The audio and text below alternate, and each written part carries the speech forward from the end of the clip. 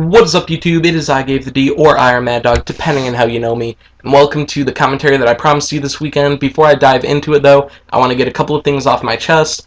One, I had surgery on my finger yesterday. As you guys probably know, I bite my nails, and my left ring finger got pretty nasty, so they needed to go in there and do some stuff. But I'm hyped up on medication, so sorry if I'm like slurring my words or I get confused every now and then. That's just essentially the way it is. And also, the gameplay, it is 52-13 on Raid Hardpoint. I just got this a couple hours ago. I was playing with Scrubby, and halfway through the game, he's like, "Oh my God, Grayson, you have like 30 defends," and I'm like, "Well, I do." So I just pretty much tried to play that up. So yeah, I finished the game with I think 35 defends, which you guys who play Hardpoint a lot obviously know that that's a pretty large number. So yeah, just expect me to be in the Hardpoint, holding it down, because that's what the Peacekeeper Diamond tier is best at, and I'm convinced of that. This is a great Hardpoint class. Probably going to go over it in another video. But back into the commentary, this is primarily going to be a response. Oh wait, watch this, watch this. 6 kills. Or was that 4? I think that was 4. Anyway, still awesome. Okay, so this is primarily going to be a response to ZerkaaHD's The End of an Era video, and what he talked about is how the original community, they're dying. And what he means by that is that when Call of Duty first got popular in Call of Duty 4, I think there's no doubt here that that is really the game that made this game take off and become such a large success that it has.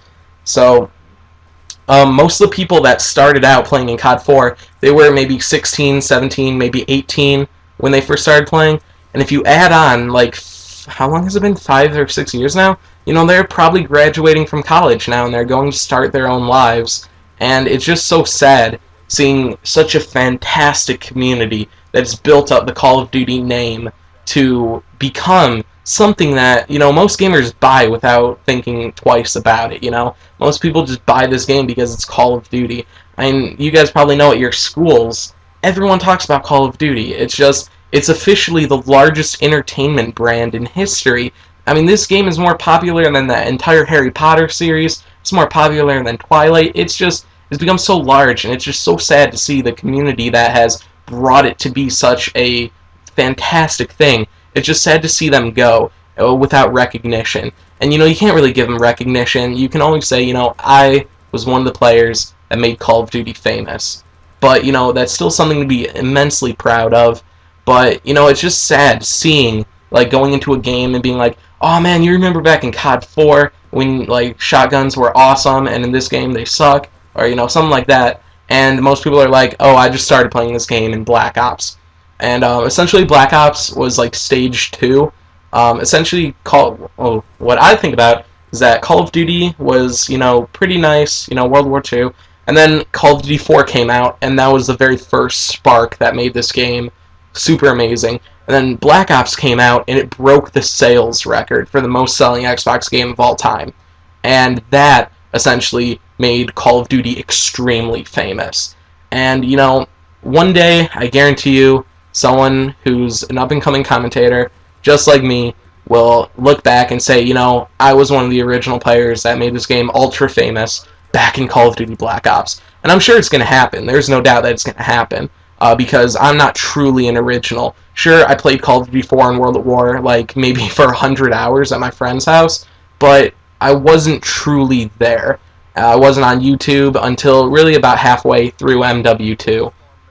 And MW2, it was such a great game. And, I went back. I'm a 10th Prestige on COD 4. I went back and played that a crap ton.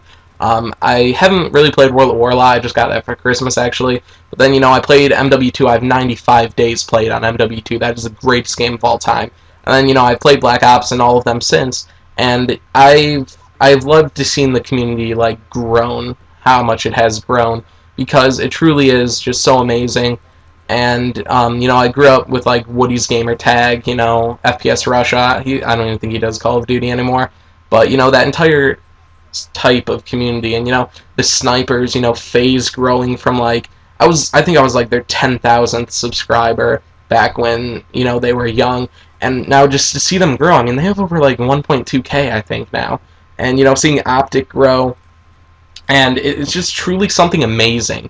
You know, seeing the MLG teams grow, you know, Fear and Envy, you know, people say they're washed up. They're not. I mean, these guys, they've built the, you know, competitive scene and trick-shotting scene up from pretty much nothing. And, you know, I wanted to talk about what also Zerka said in his videos is, you know, primarily it was based off SmallBeans quitting. And SmallBeans quitting, I mean, holy crap. I mean, he's gone, you know? And now it was confirmed, well, sort of confirmed, I guess it's still a rumor, that OpTic Predator is no longer going to be doing, you know, Call of Duty. And he hasn't posted on his Twitter in about a month and a half, maybe.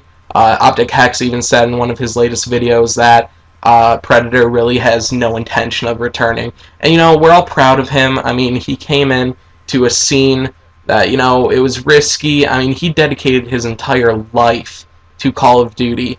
And, you know, he became, you know, back in the day, when you said sniping, I can guarantee that 90% of people thought of OpTic Predator. And that's because he was just so fresh. He brought such an original style. And now that he's done, and, you know, XJaws has quit Machinima, I know he's still going. But, you know, there's going to be a day when, you know, White Boy 7th Street and XJaws, they're gone. And really, what I want to ask you guys is, who's going to take their place? You know, Call of Duty is still going to keep growing. You know, they're still going to be breaking sales records, no doubt. But, you know, who's going to be replacing those core people who really we needed to learn from and we all had a great time with? And, you know, who's just going to replace them? I mean, you know, in MLG, I'd say that's a lot easier. You have up-and-coming teams like Soar. They're a great, you know, group of young people who are really coming in and really supporting the community. You have OpTic Scump, Fear John. Really, I'd say in the competitive community, you probably see, and the trick-shotting community too, you probably see a lot more of up-and-coming people than you will in anything else. But really, the YouTube community is going to suffer the most from it. I mean, there's Mixed Sports Hawks, who, I love your videos, by the way. He's probably going to be like the next White Boy 7th Street, without a doubt. But, you know, that's just the way it is. And I just wanted to talk to you guys in this commentary about my opinions on, you know, the original community dying and, you know, who's going to replace them. And I just want us all to really look back on the past. People say, you know, oh, you're living in the past, stop remembering it. But truth is, you need to remember it. You need to, I think it's even a quote that, you know, if you just never stop and look back on things once in a while, you know, you're doomed to just fall into a disaster. So I just want all of you originals and all of you new people to really just take time and think about where the community has gotten. I just want you guys to appreciate everything you have now. So follow me on Twitter because you will enjoy many more rants like this. But until next time, guys, peace.